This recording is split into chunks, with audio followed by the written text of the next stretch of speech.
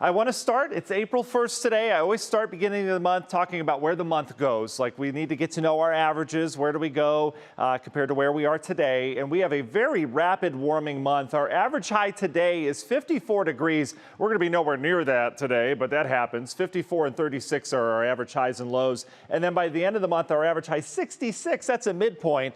So we easily have 70s. We often have our first 80-degree temperature of the year in the month of April. Average low gets down to 46. It's a rainy month, not one of our rainiest though. 3.75 inches of rain we average. And yeah, we still average some snowfall, not much. And we also gain around 1 hour and 16 minutes of daylight. So that is April in a nutshell. But we can get some true up and down temperatures still as the seasons battle it out. And that's really what we're going to see play out here over the next 48 hours. So your weather impact is going to be for a cold, quiet day today. No weather impact outside of getting the sunglasses for that evening commute home. We will have that sun breaking out. But then we've got this big temperature swing on the way tomorrow, and that is part of this big storm system that's going to be moving in. So let's get through our cold day first. Clouds hanging on in Hopkins. We're at 34. We've got a lot of 30s on the board this morning, but you throw in that light breeze out of the north, and we have wind chill values in the 20s area wide. So keep that number in mind as you're getting the kids ready to go to school, or as you're heading out here this morning. You'll need that winter gear once again, with highs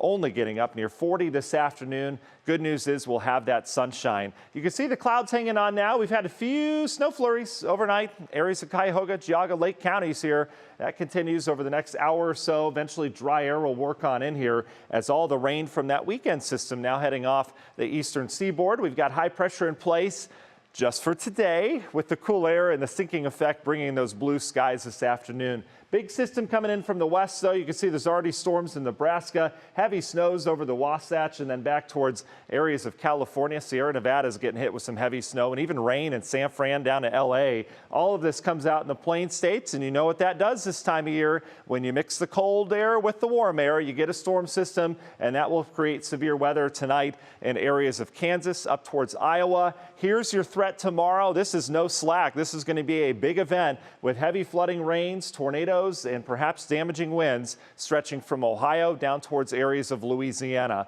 So let's dive into the details of this system as it heads out in the plains. Here's your storms that erupt on the radar later on tonight. We'll watch this little line of storms head through northern Ohio tomorrow at some point along the warm front. So I am expecting a line of storms to move through at some point tomorrow, likely around midday. It would be brief and then it would be out of here. And then we would quiet down and we watch more severe weather develop out towards the west. This severe weather would track in here tomorrow night in a decaying phase, but how strong are they when we get here? That's going to be the big question. National Design-Mart hour-by-hour forecast clearing our skies out today.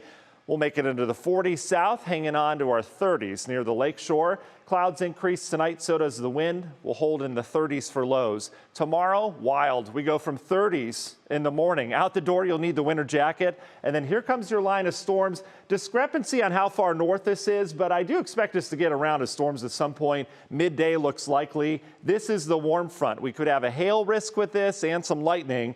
That moves through. We go from 50s to 70s in the afternoon. We should hold dry weather for the remainder of the day once that warm front's through. We would stay near 70 at 11 o'clock at night, and then the line of storms moves in. How strong it is at the time remains to be seen, but we do have a severe threat with that, with rain lingering and mild temperatures on Thursday. We don't get a quick drop in temps. In terms of your long-range forecast, once this system heads through, well, it stalls down to the south, so we'll keep shower chances in here Thursday and Friday. Whole system reloads with another slug of heavy rainfall and storms Saturday into Sunday. I continue to think we have a flood threat area-wide this weekend before we turn colder next week. In terms of the rainfall forecast, we have a lot of it coming towards the Ohio Valley. Flooding will be an issue, so the drought that we have across portions of the Midwest and the Great Lakes, it should be gone by next week. Union Hill Mortgage 10-day forecast. Temperatures will be on the downfall after that weekend heavy rain. 30s for the home opener, Danita, with some snow showers. Did you say that word? I did. Oh. Could we have had it 2 weeks ago when it was 70, please? All right. Matt may be here later. He may not. I got to talk to him.